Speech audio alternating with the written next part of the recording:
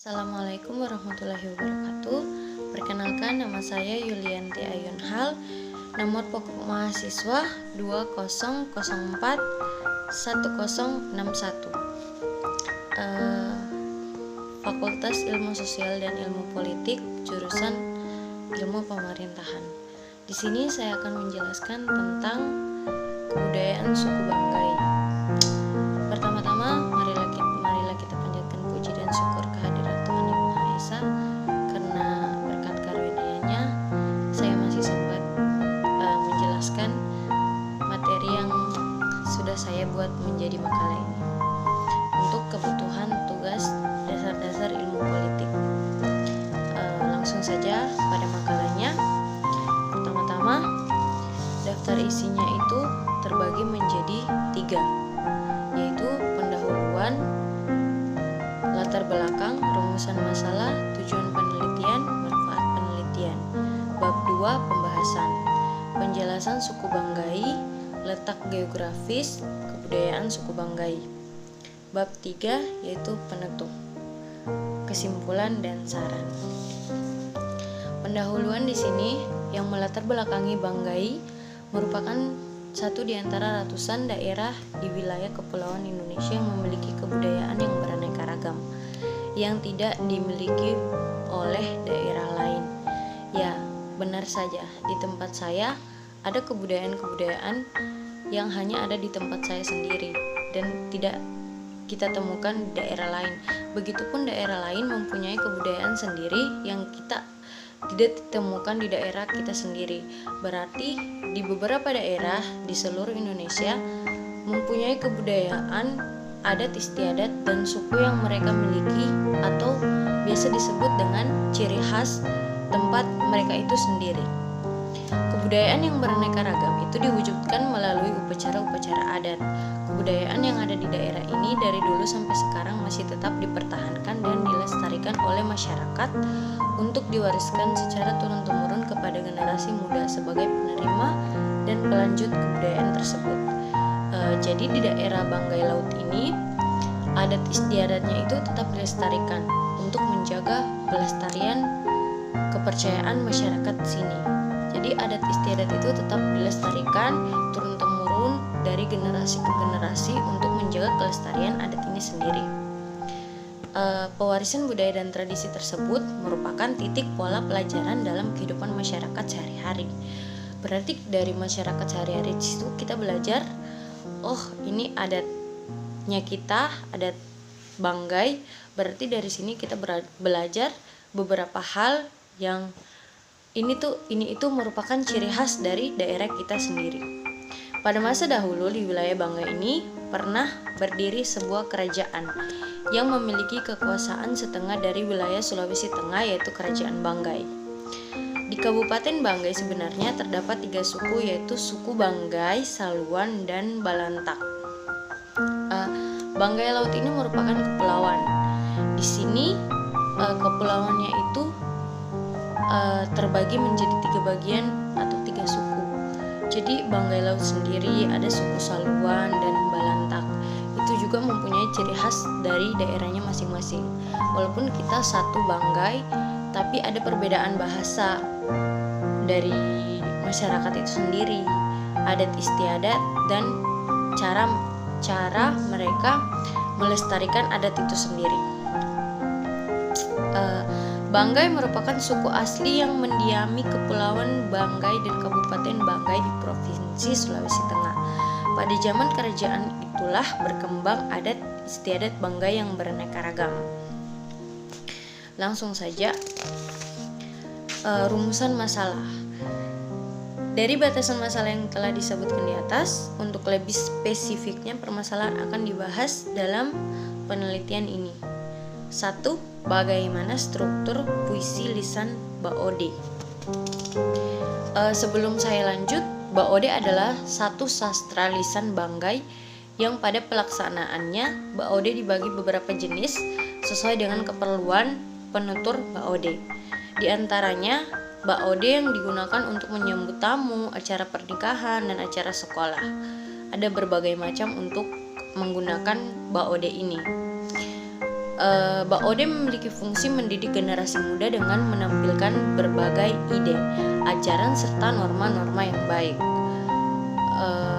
Lanjut, yang berguna bagi pembinaan kepribadian generasi muda. Pada dasarnya, puisi Baode dianggap sebagai nasihat, penghormatan yang tertinggi, serta ajaran yang cukup dikenal pada masyarakat Banggai karena mempunyai peran penting dalam memperbaiki moral masyarakat Banggai pada zaman dahulu.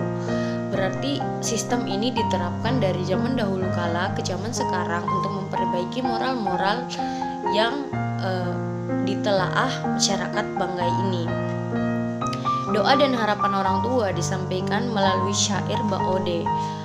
Di sini Baode juga berfungsi sebagai sarana untuk mengeluarkan ekspresi. Orang tua itu membuat syair lalu dikeluarkan melalui Baode ini sendiri. Lanjut, yang kedua adalah bagaimana kedudukan puisi lisan Baode di masyarakat Banggai. 1.3 Tujuan penelitian. Berdasarkan rumusan masalah di atas, tujuan penelitian ini adalah sebagai berikut: mendeskripsikan struktur puisi lisan Baode. 2.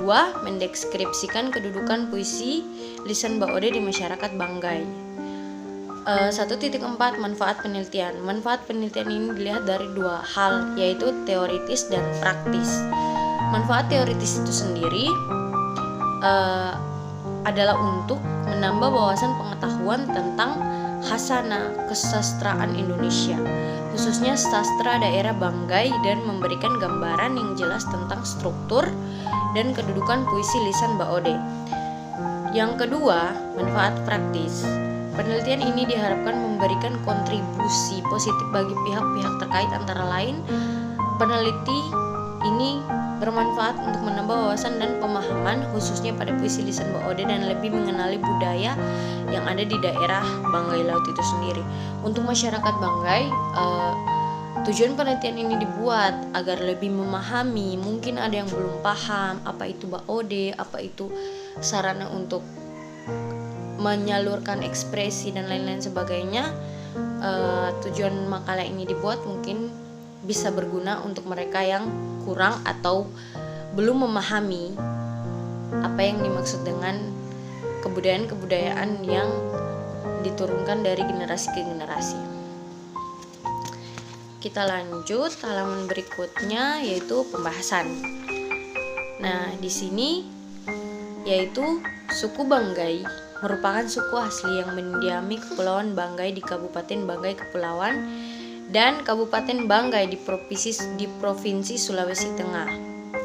Suku Banggai terdiri dari dua kelompok, yaitu suku Banggai Kepulauan yang berada di Kabupaten Banggai Kepulauan Provinsi Sulawesi Tengah dan suku Sea-Sea atau suku Banggai Pegunungan yang berada di daerah pegunungan Kabupaten Banggai Provinsi Sulawesi Tengah. Di sini yang kedua adalah geografis Kepulauan Banggai. Secara geografis, Kabupaten Banggai terletak di Jazirah Timur Sulawesi atau sebelah utara berbatasan dengan Teluk Tomini, sebelah selatan dengan Teluk Tolo, sebelah barat dengan Selat Peleng, sebelah timur dengan Laut Maluku. Kabupaten Banggai Kepulauan yang merupakan satu-satunya kabupaten maritim di Sulawesi Tengah itu terdiri dari 123 pulau, 5 pulau diantaranya berukuran sedang, yaitu Pulau Peleng dengan luas 2.340 km, Pulau Banggai, Pulau Bangkurung, Pulau Salue Besar, dan Pulau Lapobo. Adapun 118 lainnya adalah pulau-pulau kecil. Kebudayaan suku Banggai. Di sini langsung saja bab 3, yaitu penutup. Kesimpulan dari pembahasan atau materi yang tadi sudah saya bahas, yaitu beragamnya kebudayaan yang ada di Indonesia, khususnya di Provinsi Sulawesi Tengah, memperlihatkan bahwa betapa kayanya negara ini. Dengan berbagai perbedaan yang ada, namun tidak membuat perpecahan antara masyarakat.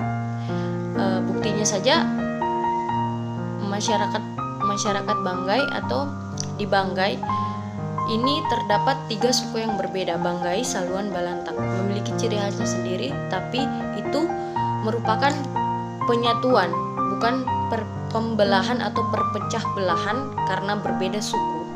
Jadi di sini kesimpulannya itu diambil dengan berbagai perbedaan yang ada, namun tidak membuat perpecahan antara masyarakat atau mereka itu saling mengayomi satu sama lain.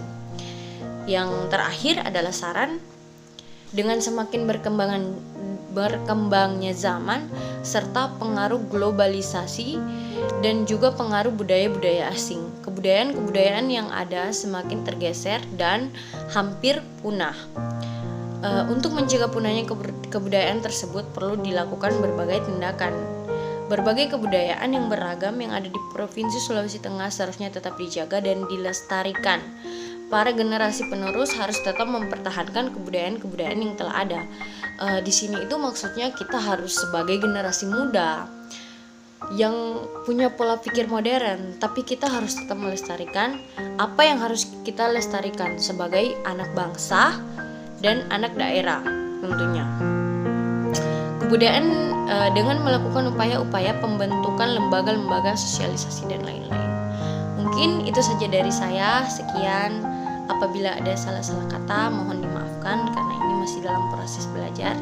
Terima kasih atas waktunya. Semoga makalah ini dapat membantu saya untuk menyelesaikan tugas dan membantu untuk agar lebih baik ke depannya, menjadikan ini sebagai pembelajaran dan latihan dari diri saya sendiri.